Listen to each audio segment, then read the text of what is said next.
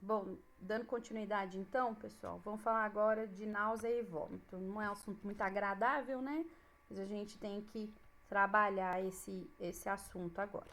Então, náusea, na verdade, então, segundo Nanda, é o fenômeno subjetivo de uma sensação desagradável na parte de trás da garganta e do estômago que pode ou não resultar em vômito. Então, na verdade, assim, é um sintoma, né, prévio a, ao ato de expulsão aí do conteúdo gástrico, né? Então, é, o, é, é, é, é, o, é a sensação consciente aí antes do ato de vomitar, ok? E já o vômito já é, né, a ejeção forçada do alimento parcialmente digerido e das secreções aí encontradas no trato gastrointestinal superior. Vômito também, então, esse ato, né, de pôr para fora, né, de colocar para fora esse conteúdo, também é chamado de êmese, tá? É um ato complexo, porque são várias atividades aí, né, que precisam acontecer coordenadamente, aí de várias estruturas do trato gástrico, né, tá? Bom, a gente tem aí, obviamente, alguns estímulos causadores, é, do enjoo, né, da náusea e do vômito, que é a irritação gastrointestinal, né? Então, entra a irritação gastrointestinal, ela entra no que a gente precisa é, precisa falar, né? Precisa discutir. Temos alguns estímulos endócrinos também, principalmente aí com relação à gravidez, né? No início aí, com algumas. É, com a presença aí, né, em alta concentrações aí de alguns hormônios. Odores nocivos, né? Também tem essa capacidade de estimular aí, né, a região, o centro do vômito. Estímulos visuais, né, algo muito, né, desagradável, até mesmo ver outra pessoa vomitando, até o fato de ouvir, né, também pode desencadear. Dor somática, algumas dores aí bastante severas. Sabores desagradáveis, os efeitos, né, tem medicamentos então também que dos efeitos colaterais é estimular esse centro do vômito, alguns transtornos do sistema nervoso central e também estímulos psíquicos, né, estímulos mais assim considerados superiores aí como a lembrança de algo desagradável, medo, estresse, antecipação, notícias ruins, né, enfim, tá? Então, todos esses estímulos podem desencadear aí a atividade aí de êmese, né? Mais bonito falar êmese, né, gente? Bom, consequentemente, vamos falar um pouquinho da sequência aí dos eventos, né?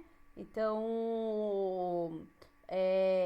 o que precede ao vômito, então, é uma descarga do sistema nervoso autônomo, e aí, consequentemente, a pessoa, ela inicia, né, alguns sinais também, né, e sintomas, como, além da ânsia, né, além da náusea, também a pessoa pode apresentar sudorese, taquipneia, taquicardia, dilatação pupilar, midríase, intensa salivação, sensação de desmaio, palidez por queda de pressão arterial e as náuseas nem sempre presentes e ânsias, né? Na verdade, a náusea é a sensação, né? Né? Aquele sintoma, né? De que tem alguma coisa errada. E a ânsia, na verdade, já é né? Aquela, como é que fala? Aquela, aquele ato, né? De querer vomitar. Então, né? Aquele ato de gag que a gente fala, né? O reflexo de gag, que é ficar, né? Ai, gente, eu jeito para poder explicar para vocês, né? Então, sabe aquele reflexo que a gente tem, né? É chamado de reflexo de gag, né? Que fica para vomitar, né? Isso é a ânsia, tá? Muito bem. Bom, essa sudorese, taquipneia, taquicardia, que na verdade, taquicardia, Isso aí, então, na verdade, é o sistema nervoso simpático que está atuando nesse momento. Mas também, né, há o parasimpático atuando, né, no desenvolvimento das atividades do trato gastrointestinal, tá? Principalmente das atividades motoras, tudo bem?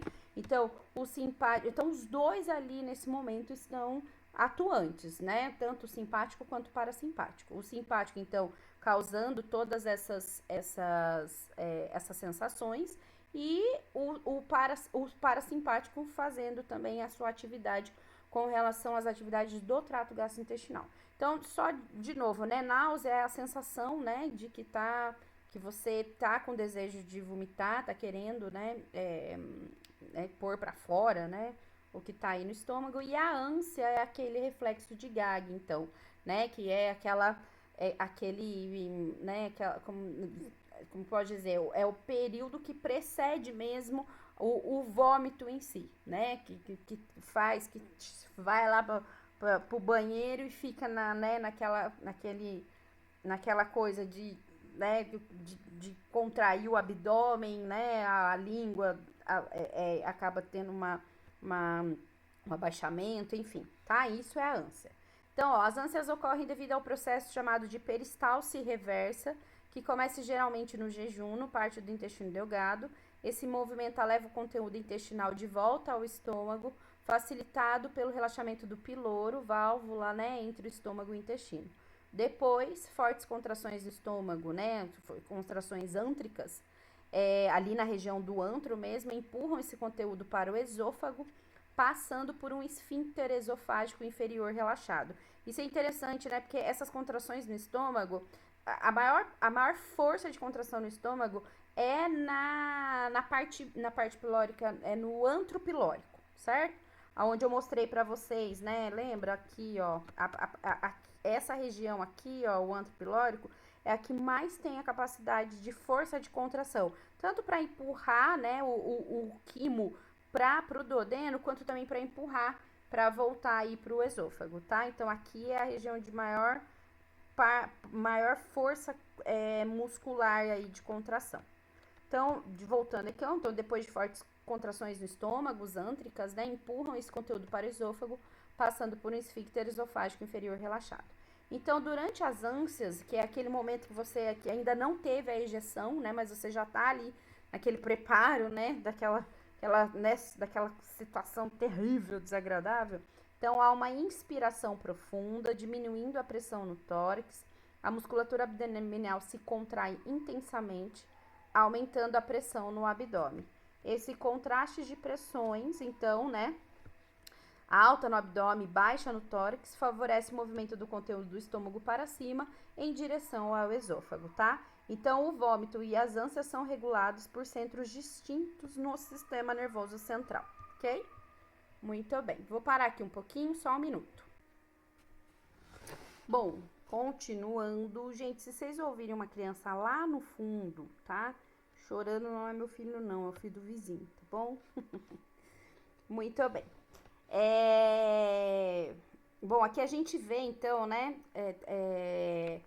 quando a gente tem os estímulos, né, receptores de labirinto, lá na região vestibular, então, né, do ouvido, receptores táteis da orofaringe, vias aferentes, né, daqui a pouco a gente fala sobre isso, mecânica e receptor do sistema digestório, então, aí temos centros nervosos superiores, né, eles vão sinalizar, né, uma região lá no bulbo chamado de centro do vômito, tá? A área das ânsias também, né, estimulando o centro do vômito e o centro do vômito estimulando essa área também das ânsias e, consequentemente, isso gera um estímulo eferente, né, para a musculatura respiratória, abdominal e esofágica, né, para poder fazer com que a gente tenha todo esse processo de ânsia e depois, obviamente, o processo de vômito, tá? Muito bem. Deixa eu ir pra frente. Ok. Peraí, gente. Foi. Então, olha lá. E aí vem o vômito, né? Então, precedendo, assim, ao vômito, temos a ânsia. Então, primeiro a gente tem a sensação que é a náusea, e aí no momento que realmente vai acontecer, antes de ter a ejeção, a gente tem a ânsia, né, ânsia, que a gente fala, né, ânsia de vômito, e depois a gente tem realmente a ejeção do conteúdo gástrico. E aí, então, vem a êmese ou o vômito. O vômito consiste na expulsão do conteúdo gastrointestinal para o exterior através da cavidade oral. Ele é desencadeado por estimulação do sistema digestório, por agentes tóxicos e infecciosos, assim como pelo estímulo de diversos tipos de receptores sensoriais do organismo.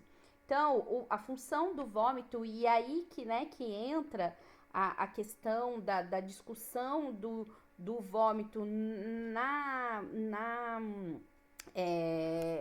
na defesa, né, do organismo contra, principalmente aí de substâncias tóxicas. Então, o vômito livra o trato digestório superior de seu conteúdo quando ele é excessivamente irritado, distendido ou excitado, tá? Então, ó, a gente lembrando, então, nós temos uma linha, né, uma sequência de eventos. Primeiro começa, né, com a náusea, daí, né, passa em um tempo, em período de náusea. Antes da ejeção do trato do conteúdo gastrointestinal, vem as ânsias, né? E aí,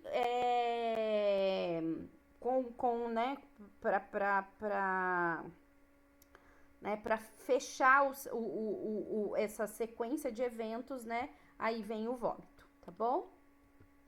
Muito bem. Então, a gente tem, né, algumas vias neurológicas envolvidas aí, né? No disparo aí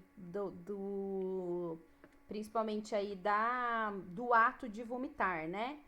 Então, nós temos o centro do vômito, né? Esse centro do vômito, ele é constituído, né?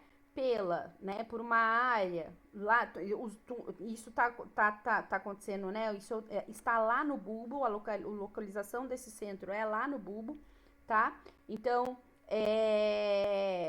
esse centro do vômito, ele é composto pela formação reticular pelo núcleo do trato solitário. Então, essas duas áreas, né, lá no bulbo, que vai formar o que a gente chama de centro do vômito, tá? E ainda nós temos lá no bulbo uma outra área, que é chamada de zona de gatilho quimiorreceptora, tá? Então, essa zona de gatilho quimiorreceptora, ela tá localizada numa área chamada área póstrema do bulbo, que é localizado bem no soalho. Então, aqui mostra nessa areazinha aqui, é uma região bem próxima ao soalho do quarto ventrículo, ó, tá vendo?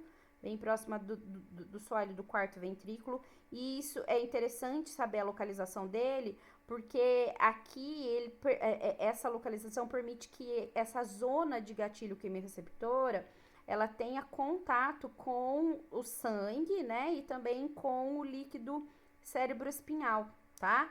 É uma área aqui do bulbo, então, que a barreira hematocefálica ela é incompleta, então o sangue, né, o plasma sanguíneo, ele consegue banhar essa área sem grandes, né, dificuldades, assim como o líquido cerebroespinhal, tá? E essa regiãozinha, então, essa zona de gatilho quimiorreceptora, ele tem muitos quimiorreceptores, tá? Aí, então, tem aqui, ó, quem são esses quimiorreceptores dessa zona de gatilho? Receptores D2, receptor NK1, receptor 5-HT3, tá? E elas é uma comunicação dessa zona de gatilho com o centro do vômito. Então, essa área aqui se comunica com o centro do vômito em determinadas situações. Portanto, né, como eu disse para vocês, eles têm essa área, ele tem vários receptores, né, que reconhecem substâncias tóxicas tanto no sangue quanto no líquido cerebroespinhal. Então, olha lá, essa é uma região que pode detectar a presença de constituintes químicos tanto do sangue quanto do líquido cerebroespinhal. E aí, quando ele recebe, né, quando essa zona de gatilho, ele reconhece esses constituintes, isso leva, ele estimula, né? Então, ele vai comunicar isso ao centro do vômito, né? E aí, obviamente, o centro do vômito aí é ativado, vai desencadear todas as atividades motoras aí do trato gastrointestinal para que aconteça o ato de vomitar, tá? Além disso, então a gente pode ver que a zona, o centro do vômito, ele também pode ser, né, estimulado aí por estímulos vindo do trato gastrointestinal, coração, enfim, assim como também pode receber estímulo do sistema nervoso central, vindo do córtex, tálamo, hipotálamo e meninges, ok? Pode também ser estimulado, né, esse centro do vômito, além da zona de gatilho, pode também ser estimulado pelo sistema vestibular, tá? Então, o centro do vômito, ele é, né, ele que vai detectar todas as alterações, né, e consequentemente, se essa área ela for ativada, tem-se a provável evolução aí do vômito, tá? Muito bem. E aí, né, voltando um pouquinho aí com relação ao que a gente está vendo na SP, que é com relação às substâncias tóxicas, enfim, né? Então, quando essas substâncias tóxicas, então, por exemplo, o álcool, opioides, toxinas, né, circulantes, substâncias urêmicas, então, acúmulo de ureia, outros metabólitos aí, né? Até mesmo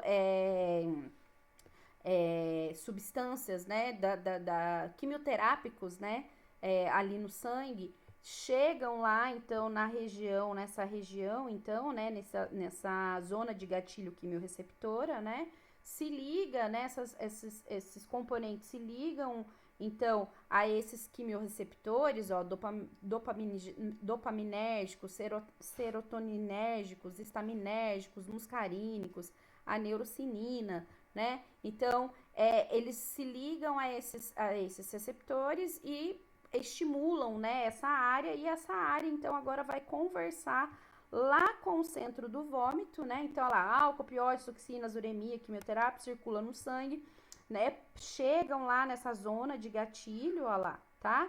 E a partir desses receptores, né, estimulam essa zona gatilho, e essa zona gatilho agora, né, estimula os sinais, através de sinais aí, o centro do vômito, e consequentemente a gente tem a resposta do vômito, tá? Então, iniciando aí a náusea, depois começa as contrações abdominais, né, para gerar a ânsia, e aí, né, a gente tem as atividades motoras aí retrógradas, né, para acontecer o vômito, ok? Muito bem. Então, ó, tenho lá, chegou no sangue, né, tenho tudo isso aqui chegando, né, através do sangue ou do líquido cefalorraquidiano, né, na zona de gatilho, que vai estimular o centro do vômito, então integra os sinais recebidos e coordena a resposta do vômito, e a gente vai ter a resposta aí, ok? Muito bem. Bom, aí a gente também tem, isso é um estímulo isso aí é considerado estímulo central, tá bom? Então, lá já tá lá no sistema nervoso central. Mas a gente tem os estímulos periféricos também, né? E aí eu me atentei somente voltado para as toxinas, né? Que é o que a gente tá aí trabalhando o que foi trabalhado nessa SP. Então, o que, né, chega lá no trato gastrointestinal, na mucosa, né, do trato gastrointestinal, então, toxinas, patógenos, inflamação, enfim, né, substâncias irritativas, tá? E aí, a gente temos aí também quimiorreceptores, né, células quimiorreceptoras, que são estimuladas por esses estímulos químicos, né? E podem irritar também algumas células. Quando a gente tem essas quimiorreceptores sendo irritados, né? Obviamente isso vai gerar uma resposta, né? Aferente lá para o sistema nervoso central, tá? A gente tem outras células também, chamadas de células enterocromafim, tá? Que quando elas estão irritadas, elas são irritadas, né? Ou por toxina, pela própria inflamação, enfim, né? Elas liberam um mediador químico, né? Chamado a serotonina, certo?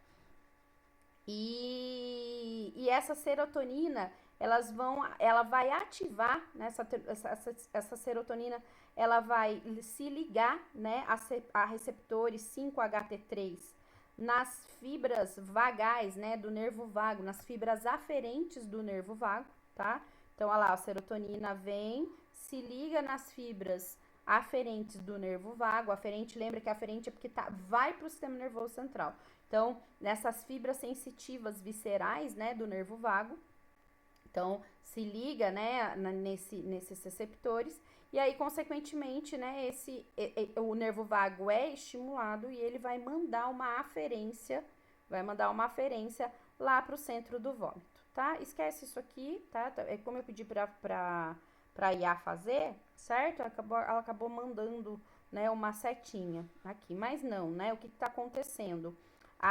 Esse estímulo vagal sensitivo, né, visceral vagal, ele vai chegar lá no núcleo do trato solitário, que está presente, né, localizado lá no centro do vômito, certo?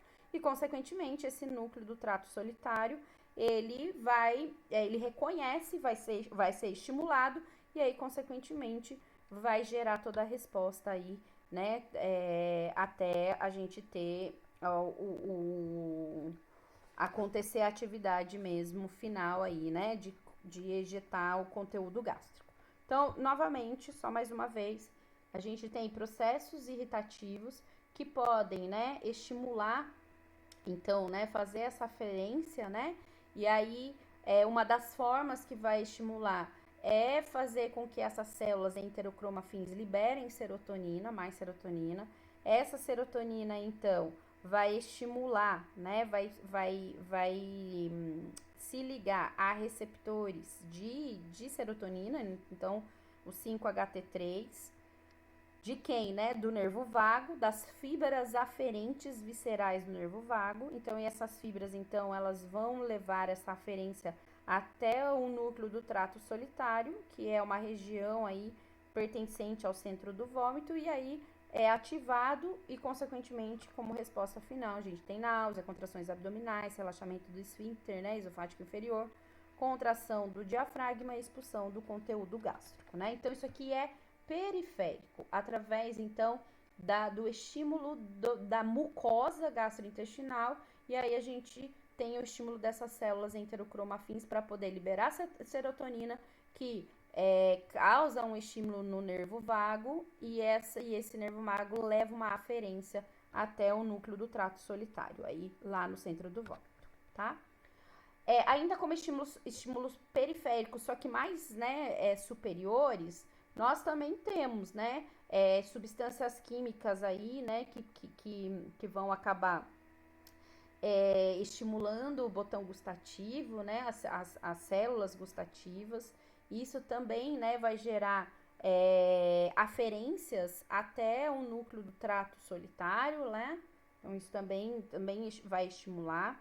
Quimiorreceptores e mecanorreceptores do palato e da faringe. Então, lá na região do palato e lá na região da faringe, nós temos quimiorreceptores que também detectam aí substâncias químicas. Isso vai gerar uma aferência, né, pro